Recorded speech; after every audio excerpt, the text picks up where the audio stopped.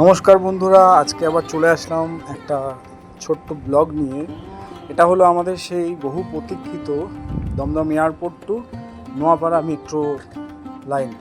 এই লাইনটা বিগত 10 বছরের পরে কাজটা কমপ্লিট হয়েছে। আর এই যে ডান দিকে ফ্লাইওভারের নিচে যে জায়গাটা দেখতে পাচ্ছ, এখানে একটা বসতি ছিল।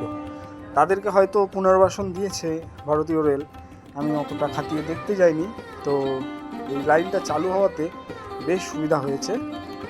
এখান থেকে দমদম এয়ারপোর্ট থেকে সোজা নোয়াপাড়া অবধি মেট্রো পাওয়া যায়।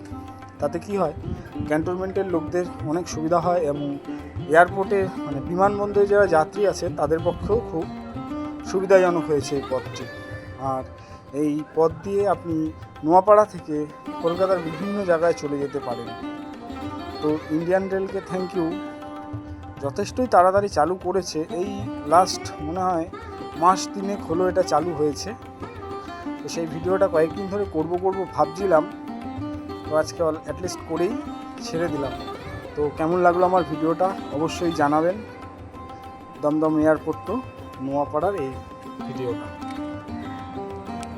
Speedy Gonzales, why don't you come home? Speedy Gonzales, Speedy Gonzales.